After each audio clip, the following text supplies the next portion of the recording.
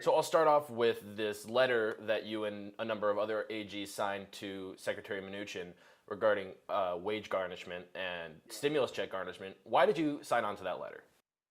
Well, I signed on to it, and it was a bipartisan letter in order to communicate to the federal government and to the president that these stimulus checks should not be garnished for consumer debt like medical debt or credit cards. It needs to be used to help people get through a really tough situation, pay the rent, put food on the table, that type of thing.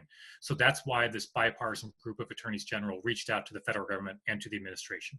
And what sort of response did you get? Not the one we wanted.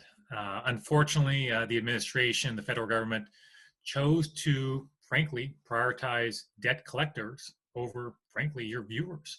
In other words, the administration is allowing for the garnishment of stimulus checks, even if you have medical debt or credit card debt. In other words, use that stimulus funds, those stimulus funds, grab those and pay your credit card debt when you may need that stimulus check to pay the rent or to put food on the table. So we did not think that was okay. That's why we went to the governor and said, hey, Governor Inslee, would you consider doing a proclamation that prevents the garnishment of the stimulus checks for those purposes? So, what exactly does his order protect people from? So Governor Inslee's order provides strong protection for Washington consumers. Specifically, it says that your stimulus check cannot be garnished by debt collectors to pay your debt that might be credit card related or for medical debt. And that's a big win for consumers. So, without this order, then people might be put in a position where their $1,200, they don't even get to see any of that. That immediately goes to whoever they owe debts to. People in other states are facing debt collectors garnishing those stimulus checks to pay credit card debt or medical debt. But that cannot happen here in Washington state because the governor and state leaders took action to protect consumers right here in Washington. Now, to be clear, I believe this proclamation exists through May 15th. So, if people don't spend their stimulus check by May 15th, would it then be susceptible to garnishment? That's possible, but as you know, the situation is very fluid. The governor is considering and has extended various proclamations. So I don't want to get out ahead of the governor. That's for him to decide. But it is possible that these protections will be extended as time goes forward. Are there any additional protections that you're hoping for, either from the state legislature, or would you still prefer that the federal government take some action here? Well, look, it'd be nice if residents of other states have the same protections that Washingtonians have. To me, it just seems so unfair. Folks are struggling, they're out of work, they're struggling to put food on the table, to pay their rent. The whole purpose of the stimulus check is to help people with those needs, not to pay debt collectors. I want to move to something that you've talked about a little bit as well, which is various scams when it comes to the stimulus check. How prevalent have these types of scams been in Washington? Man, where to start? My wife received a text message saying, click here to get your $1,000. I think it was from the federal government, they said.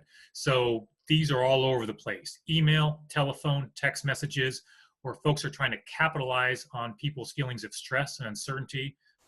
And folks should avoid turning over their personal information at this time. What should people be watching out for? Watching out for anything that promises you an easy buck. Look, the federal government is not going to contact you directly in that way. If you have any doubts at all, call someone you trust. The IRS, for example, is not going to contact you. But if you have any doubts, hey, call the federal government up. Make a phone call to the entity you think might be contacting you. But again, if it seems too good to be true, if it seems too easy, don't fall for it. We're receiving hundreds and hundreds of complaints across the board related to the pandemic. How severe are these scams? Have they gotten people to give over or lost a lot of money yet? Well, I'd have to check with my team on, in terms of the complaints that we're receiving, if folks are simply notifying us of the scam or if they fell victim to it. But I can say in general, when it comes to scams, yes, we see far too many Washingtonians fall victim to consumer scams. So I'm confident it'll be no different when it comes to scams related to the pandemic. Have there been any large or coordinated enough that you feel the need for your office to pursue them directly? Oh, certainly. I mean, my office takes these very seriously. So folks write to us, we follow up with phone calls, we try to contact the entity that's engaging in the scam. But keep in mind, often these are folks who are overseas, literally, right? They can access your phone, they can access your email, they can hack into your information. So it's extraordinarily difficult for the federal government or state officials to sometimes hold these folks accountable because often, generally, it's not a bricks and mortar store down the street. It's a hacker literally overseas in another country on another continent. And then the other big issue that we saw right as coronavirus became a problem here in Washington was price gouging on essential items. Has that gone down at all since some of the supply chains have started to rebuild, or are we still seeing that as a major issue in Washington? Well, what I can say is we've received nearly 1,000 complaints in my office alone from Washingtonians saying that they think they're seeing price gouging. So we encourage folks, if they see it, to snap a picture of it and to send it to us, whether it's online or in a bricks and mortar store. We have sent investigators to a couple hundred bricks and mortar stores to take a look and see what's going on, to follow up on those complaints. So it's not slowing down from our perspective. We have sent, I think, a couple dozen cease and desist letters to entities saying, stop doing that. You can't charge those prices during a pandemic. So no, it's still going on, and we're taking it very seriously. Have those cease and desist letters worked, or are there issues where you've had to go back at people again? Yeah, so far, for the most part, they have worked. Typically, when someone receives a cease and desist letter from the Office of the Attorney General, they realize they've been caught, they don't want to get any further trouble, and they change their behavior. Not always, but that's generally the case. So we assess those on a case-by-case basis, but I can assure you if someone does not cooperate with a cease and desist letter, we will take the next action of going forward on the litigation side.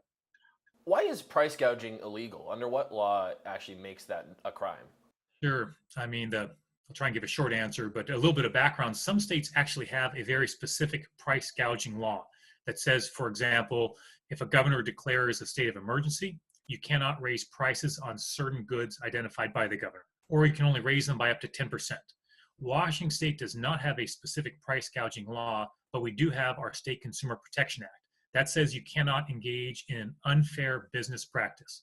So we would assert, and I'm confident we prevail, that if you are charging normally $4 for a 5-ounce container of hand sanitizer, and now you're charging $40 for it, that is price gouging. If you increase the price 200%, 300%, that's ridiculous. That's exploiting consumers and taking advantage of a pandemic, and that is unfair. Now, I believe you have also called for a specific state price gouging law. Have you gotten any sort of response from the legislature or from the governor on that? That's exactly right. So my team is already drafting a very specific price gouging law like we see in other states, and we're going to bring that to the state legislature next year, and we expect a very positive bipartisan support. We think it's good for consumers and good for businesses. To your point, a business would then know very explicitly where is the line here. Look, sometimes it can be a close call. In the case of a small container of hand sanitizer going from $4 to $40, that's a clear case of price gouging. But I do think a specific statute would be helpful for everybody here in Washington State, and I will be proposing that next year and would expect it to be adopted. And would that be specific to instances where there are an emergency, or is it something that would be more broad? That'd be to be worked out. But what we contemplate right now is what we see with the pandemic, with a natural disaster, with an earthquake, where the governor has declared a state of emergency, for example. Those kinds of extraordinary circumstances would be where it's appropriate to have that come into effect. But to be clear, what we're going to do is go through a process of reviewing all states that have price gouging laws, review what those laws are, see what seems like the best way to protect consumers and get that right balance with businesses and consumers when it comes to how these prices are set.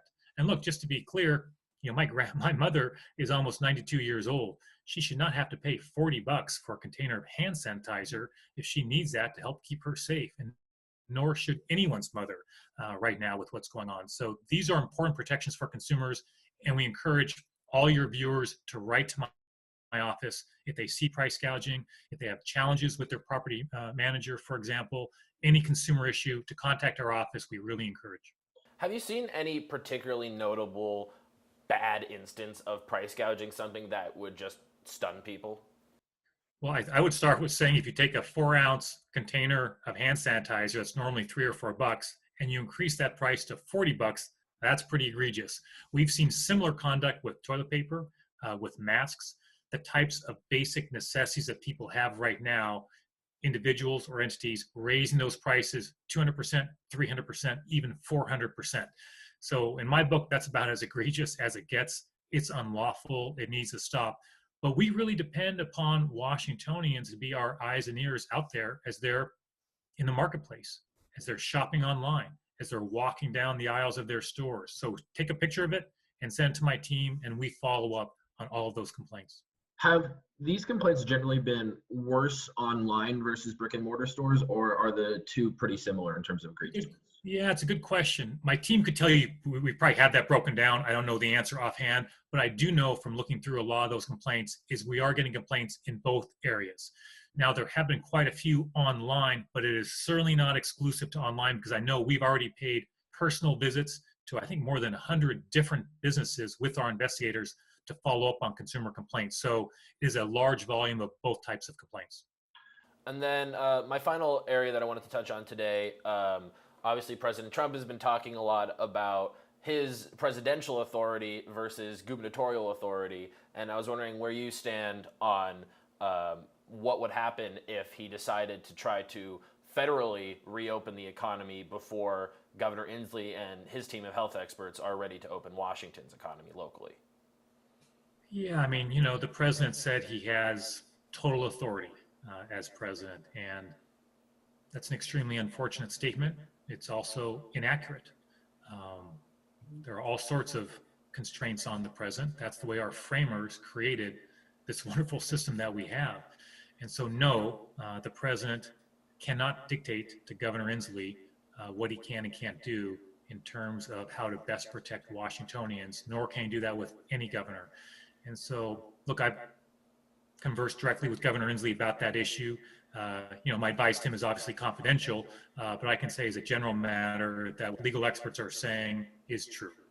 The president does not have that authority, and I wish he just would focus on helping folks out during this pandemic, getting more testing, and not try to interfere with the authority that governors all across the United States, a bipartisan group of governors who are doing their best work to protect their residents.